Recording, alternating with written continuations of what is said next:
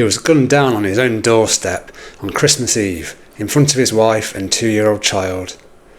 It happened in Battersea, one of London's wealthiest postcodes, where families were hanging stockings and wrapping gifts. But this wasn't a burglary gone wrong, it was a professional hit, ordered by an international crime network, and the clue that finally caught the killer? A single ripped plane ticket.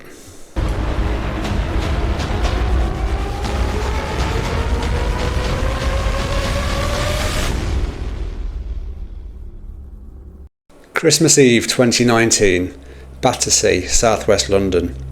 Families fill the streets, laughter echoes between the tall Georgian terraces and twinkling lights shimmer across the Thames.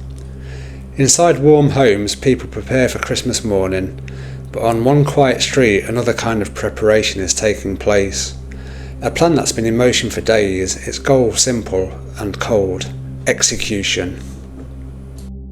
At 9 p.m, 36-year-old Flamur Beqiri pulls up outside his 1.7 million townhouse on Battersea Church Road.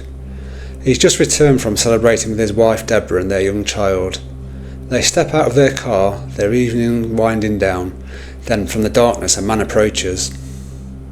He looks ordinary. High visibility jacket, work boots, gloves, someone you'd barely glance at twice on a London street. But beneath the latex mask and layers of fabric, his face is hidden, his intentions deadly. A flash, then another. 10 shots fired in rapid succession. 8 bullets hit their target. Flamur Beqiri collapses instantly on his own doorstep. His wife screams, their child cries out, frozen in fear as the echo of the gunfire rolls through the street. Within seconds the killer turns away, no panic, no hesitation, walking calmly down the Thames path. In one hand the weapon that has just ended their life, in the other the confidence of someone who's done this before. By the time the first neighbours open their doors, the shooter has already disappeared into the cold December night. When police and paramedics arrive minutes later, there's nothing they can do.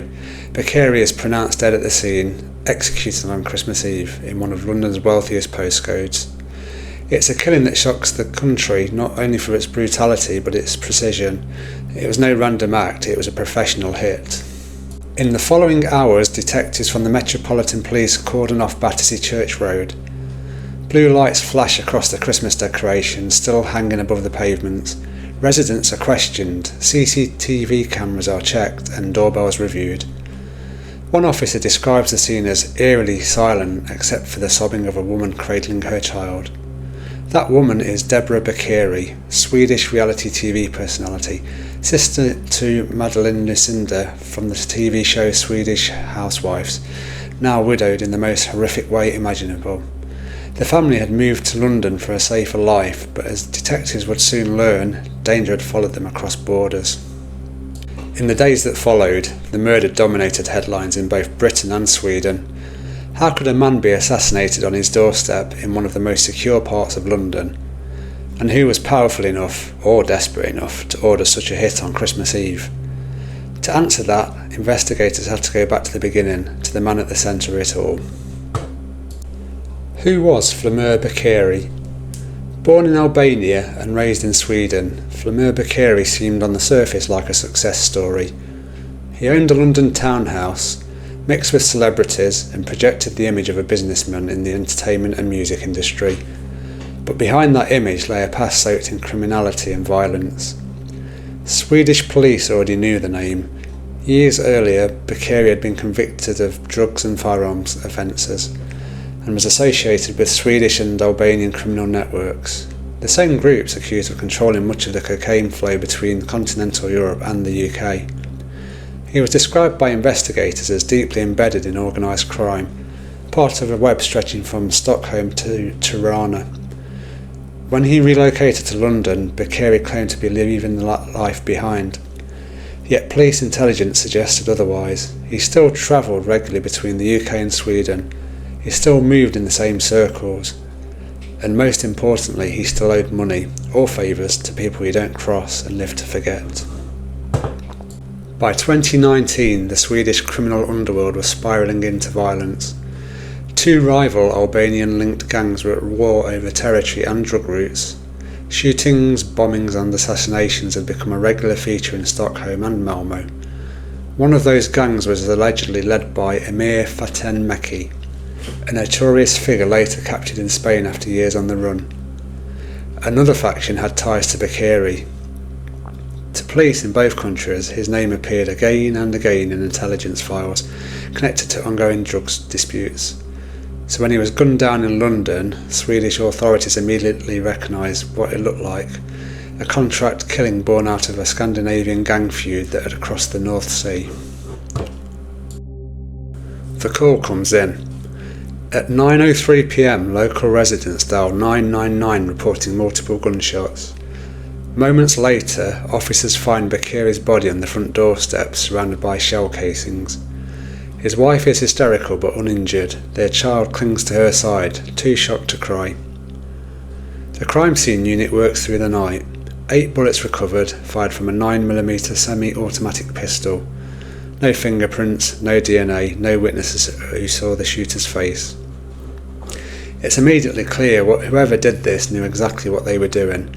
They'd planned the attack meticulously, choosing a quiet street, a festive evening when people were distracted, and a disguise that let him vanish into the crowd. But one thing bothered detectives: the calmness. The shooter hadn't run, he'd walked away, almost casually, before disappearing from view. This wasn't impulse, it was choreography. Within 48 hours, Scotland Yard's Homicide Command declared it an organised assassination. Detective Chief Inspector John Sutton described it bluntly: this was international crime at its most brutal. A planned, premeditated execution carried out in front of a young family. The press soon learned of Beqiri's history, and speculation grew about whether his past had caught up with him. For investigators, that wasn't a theory, it was the starting point. Pieces of a puzzle. Officers combed through hours of CCTV from the surrounding area, and then on footage captured near the Thames path, they spotted something odd. A man on a lady's bicycle wearing a high-vis jacket, cycling slowly past Beqiri's home in the days before the murder. The same man appeared again on Christmas Eve, minutes before the shooting. Then a few minutes later, after the gunfire, the figure was seen again, cycling away into the night. Who was he? Where had he come from?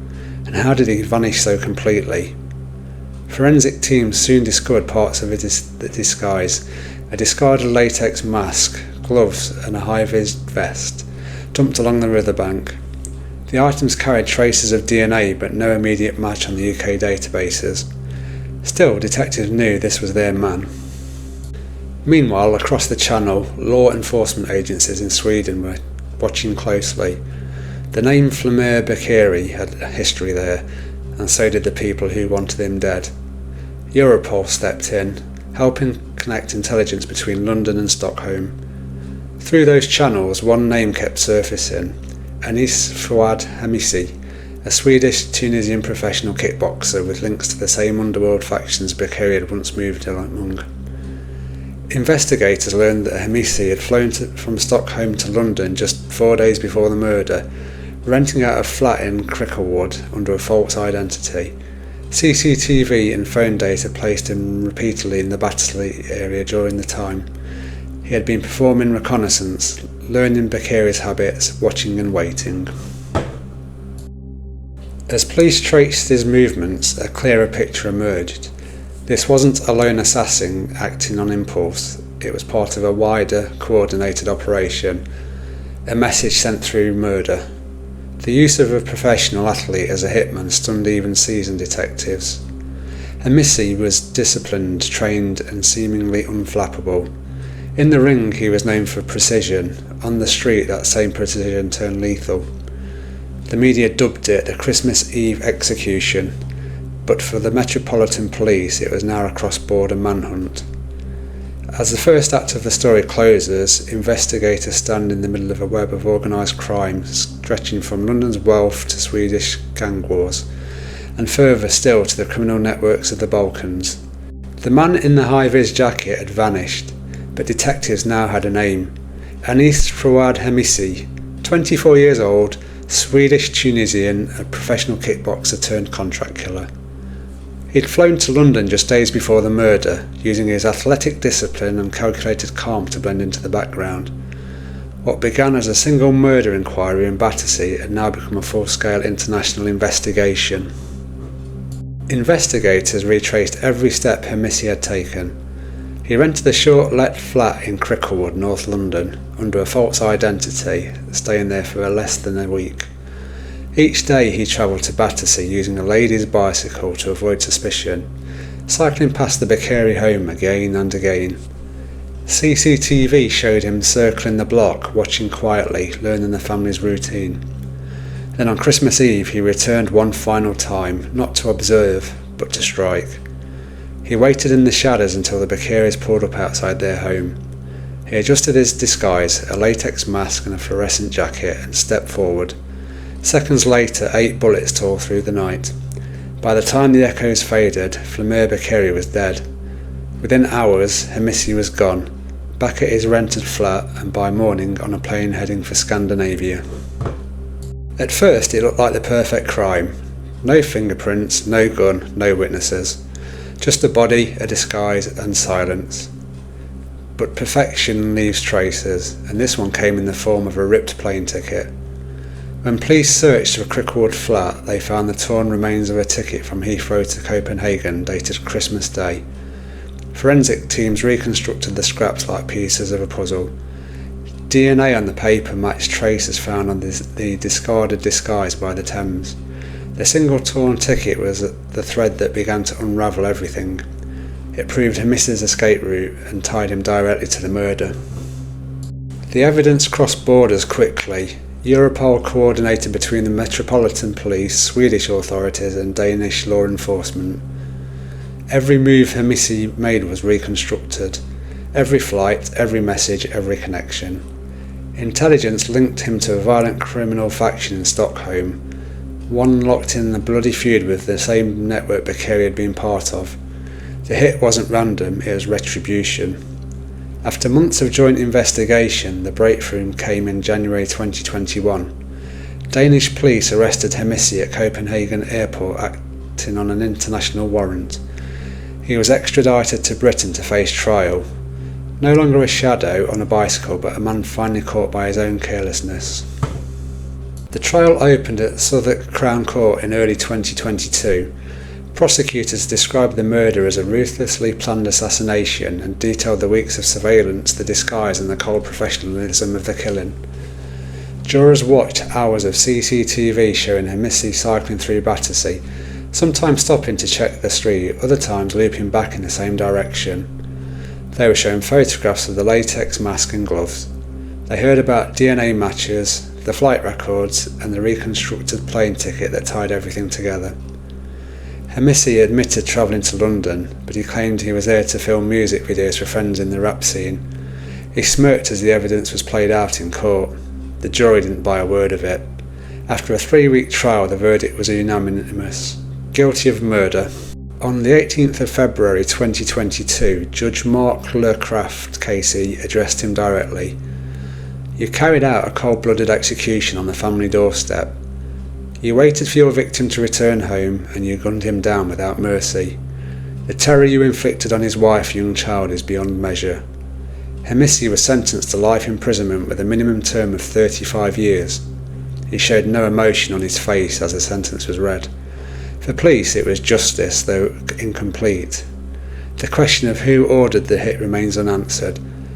But the detectives who worked across borders in years, it was proof that international crime could still be brought to account. This has been the Christmas Eve execution, the murder of Flamur Beqiri, a story of organised crime, betrayal and justice found in fragments. If you want to see more true crime stories like this, cases that shook Britain and exposed the underworld behind the headlines, hit subscribe, tap the bell icon and like this video to help more people find it. Thanks for watching and I'll see you in the next episode of True Crime Documentaries UK.